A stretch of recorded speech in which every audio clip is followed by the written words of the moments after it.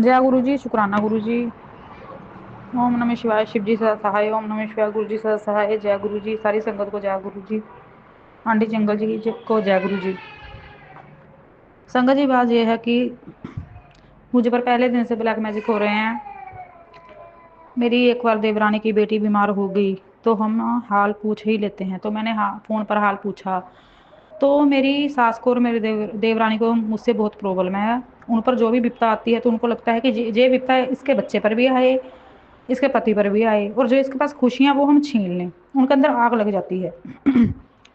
तो उसकी बेटी का मैंने जब हाल पूछा तो अंदर से मेरी सास को भी आग लग गई कि ये ऐसे खुश होकर हाल पूछ रही है जैसे इसके अंदर में, मतलब कि उसको मेरी सास को ऐसा लग रहा था कि ये खुश है अंदर से और हाल पूछने का ये बहाना कर रही है। तो क्या हुआ, मैंने हाल पूछा फोन पर, थोड़ी बहुत बात की। तो 2 दिन बाद मेरी बेटी बीमार हो गई। मेरी बेटी तो उस वक्त सिर्फ 1.5 साल की थी, 3 महीने की थी, सॉरी। और उसकी बेटी थी 5 साल की। तो इन्होंने 3 महीने के बच्चे को भी नहीं छोड़ा। मेरी बेटी 4 दिन एडमिट रही। इसकी बेटी, मेरी बेटी 4 महीने 4 दिन तक एडमिट रही संगत जी। उसके बाद क्या हुआ कि उस मेरी देवरानी के बेटे की आंखें खराब हो गई। वो ब्लैक मैजिक बहुत से करती है, मुझ पर करती है, और मैंने कभी किसी का बुरा नहीं किया, तो भगवान तो देखता है। उसके बच्चे हमेशा वो बीमार रहते हैं क्योंकि वो भगवान को तो मानना उसके उसके बस में है नहीं कि मुंह से राम राम में ही बोल दे।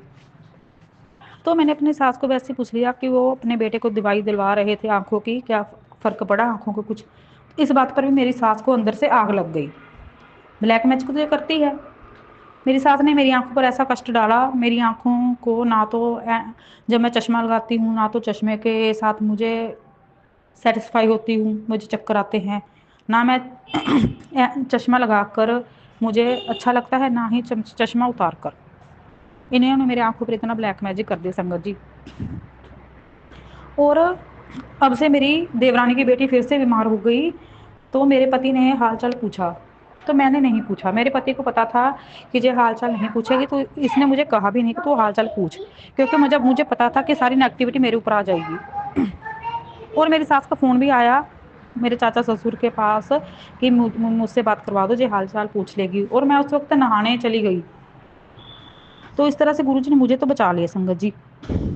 मेरी सास की पूरी मंशा की थी, घड़ी थी कि बिल्कुल टाइम देखकर उसने फ़ोन किया चाचा ससुर को कि इस बात पर मैं फ़ोन करूँगी, इस वक्त पर वो हालचाल पूछेगी और नेगेटिविटी इस पर हावी हो जाएगी। तो मैं तो बच गई। लेकिन मुझे पता था कि अगर मैंने बात फ़ोन कर ली तो मैं बीमार पड़ जाऊँगी, वो ही बीमारी मुझ पर आ जाएगी। तो इन्होंने क्या किया, मेरे पति को फ़ोन कर दिया, सारी बीमारी मेरे पति को हाल सुना दिया कि उसको पोटियाँ लगी हैं, उल्टियाँ लगी हैं, बीमार है, मंजे पर है, बिस्तर पर है, ये है। मेरा पति, आप यकीन नहीं मानेंगे संगत जी, अगले दिन से मेरा पति बीमार पड़ गया। आज मेरा पति बिस्तर पर है। रात भर मेरे पति का पिंडा इतना तपता रहा, इतना उसके कष्ट झेला उसने। नाक उसका बंद हो गया, आंखों में उसके दर्द, दांतों में उसके दर्द था, पिंजनियाँ टांगे उसकी दर्द कर रही थी। सारी रात मैंने उसकी टांगे दबाई मेरे पति की, किसी ने हाल तक नहीं पूछा। तो आप ये सोचिए कि अब हाल पूछने पर भी लोगों को इतनी आग लग जाती है, जेलसी हो जाती है कि इसने हाल चाल क्यों पूछ लिया। आजकल हाल चाल पूछने का भी रिवाज नहीं रहा, वो नेगेटिविटी हम पर वही हावी हो जाती है। और चाचा ससुर हमारा इतना जलता है, हर वक्त हमारे कमरे में पता नहीं कितनी गंदी स्मेल होती है वो छोड़ जाता है। हमारे गेट के मेन गेट पर भी वो स्मेल छोड़ जाता है। रात मेरी बेटी गोलगप्पे की जिद करने लगी, गोलगप्पे लेके आया तो मैं एक दिन पहले भी वो गोलगप्पे का पानी लेके आया, मैंने पिया नहीं। ये भी बहुत से ब्लैक मैजिक करता है तो मैंने बाहर फेंक दिया।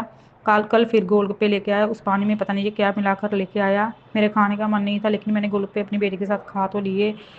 उसके बाद संगत जी, आप यकीन नहीं मानेंगे, मैंने सुबह 2 ब्रेड खाए थे, वो मेरे पच नहीं रहे हैं। जब खाती हूँ तो मेरा ऊपर ही पड़ा रहता है और मुझे ऐसा लगता है कि मुझे उल्टी आएगी। तो मैंने सुबह उल्टी की। गुरुजी कहते हैं उल्टी अच्छी होती है, जो खाया खिलाया पिलाया होता है वो निकल जाता है। तो मुझे इस वक्त नहीं लग रहा कि वो निकलेगा। मैंने सुबह ब्रेड खाए, वो निकाल दी, इतनी उल्टी की। 2 ब्रेड के खाने से मुझे इतनी सारी उल्टी आएगी जैसे मैंने 2 दिनों का खाना निकाला हो। दोपहर को 2 ब्रेड खाए, फिर से मुझे उल्टी की मैंने, संगत जी इतनी उल्टी आई। मेरे पति ने मुझे एसिडिटी की दवाई दे दी कि तुझे चलो ये ले लो, तुम्हें एसिडिटी हो गई होगी। लेकिन मुझे पता है एसिडिटी तो मुझे नहीं है। जब से मैंने गोलगप्पे खाए, मेरे चाचा ससुर ने उस पानी में कुछ मिलाया था। तो ऐसे बूढ़ों को मैं नहीं कहती कि भगवान माफ़ करे, गुरुजी सज़ा दे, जैसा मुझे खिला पिला कर बीमार करने की कोशिश कर रहे हैं, मुझे पर मारण क्रिया कर रहे हैं, वो उन पर उल्टा कर दो गुरुजी। मेरा खिलाया पिलाया जो मेरे अंदर बीमारी पनप रही है वो बीमारी उनको दे दो, और जो जो हमारे ऊपर मारण क्रिया करी जा रही है वो उल्टा डाल दो। आप भी कष्ट मत लो, उन पर डाल दो बस। मेरे बच्चे, पति, भाई बहनों को जो भी तंग करने की कोशिश कर रहा है, मुझे कोशिश कर रहा है तंग करने की, आप उन्हें कड़ा दंड दो। और इस तरह सारी संगत का भी आप गुरुजी भला करो। जो अच्छी संगतें हैं जिन पर ब्लैक मैजिक हो रहे हैं उनको आप ब्लैक मैजिक के जंजाल से बाहर निकालो। सत्संग शेयर करने वालों का भी भला करो, सबकी रक्षा करो, अच्छे लोगों की। अगर अच्छे लोग दुनिया में नहीं बचेंगे तो इस दुनिया का कोई मकसद नहीं रह जाएगा। गुरुजी रक्षा करो हमारी, और दोषियों को दंड दो गुरुजी। जय गुरुजी, शुक्राना गुरुजी। ओम नमः शिवाय। शिव जी सदा सहाय। ओम नमः शिवाय। गुरुजी सदा सहाय।